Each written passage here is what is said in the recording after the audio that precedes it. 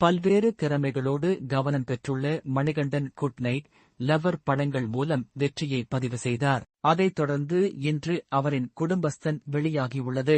ராஜேஸ்வர் காளிசாமி இயக்கத்தில் குரு சோமசுந்தரம், சான்வி மேகனா, ஆர். சுந்தரராஜன் என பலர் இப்படத்தில் நடித்துள்ளனர். கடந்த வாரம் வெளிவந்த இப்படத்தின் திரைலர் பெரும் எதிர்பார்ப்பை ஏற்படுத்தியிருந்தது. அதைத் தொடர்ந்து பிரிவியூ ஷோவை பார்த்த பத்திரிகையாளர்களும் விமர்சகர்களும் பாசிட்டிவ் ரிவ்யூ கொடுத்திருந்தனர். இதுவே படத்திற்கு பெரும் ப்ரமோஷன் ஆகஸ்டில் மாறியது. அதைத் தொடர்ந்து இன்று தியேட்டருக்கு வந்திருக்கும் இப்படம் மணிகண்டனுக்கு வெற்றியா?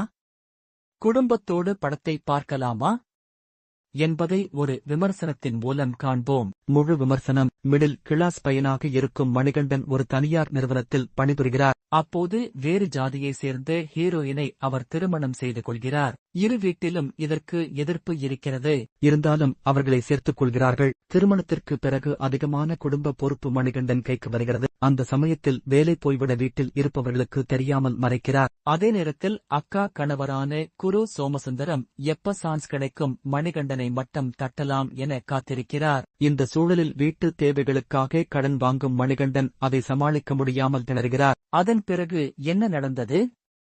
இந்த நெருக்கடியில் இருந்து அவர் வெளிவந்தாரா என்பதை கலாட்டாவாக சொல்லி இருக்கிறார் இயக்குனர். யதார்த்தமான கதைதான் இது. அதிலும் திருமணமான இளைஞன் படும் கஷ்டம் சீரியஸான கதை களம்தான். ஆனால் அதை நகைச்சுவை கலந்து சொல்லி இருப்பது ஆச்சரியமாக இருக்கிறது. பக்கத்து வீட்டு பையன் போன்ற யதார்த்தமான நடிப்புடன் மணிகண்டன் கதைக்கு உயிர் கொடுத்துள்ளார். கடன் வாங்கிவிட்டு தவிப்பதில் தொடங்கி எல்லாமே கலகலப்புதான். ஒரு சில காட்சிகள் சீரியஸாக இருந்தாலும் மீண்டும் கதை கலகலப்பாக மாறிவிடுகிறது. இதில் ஒவ்வொரு கதாபாத்திரங்களின் தேர்வும் கச்சிதமாக பொருந்தியுள்ளது. முதல் பாதி ஜாலியாக சென்ற நிலையில் இரண்டாம் பாதியில் சிறு தடுமாற்றம் இருக்கிறது. ஆனாலும் இந்த குடும்பஸ்தனை குடும்பத்தோடு தாராளமாக பார்க்கலாம். ரேட்டிங்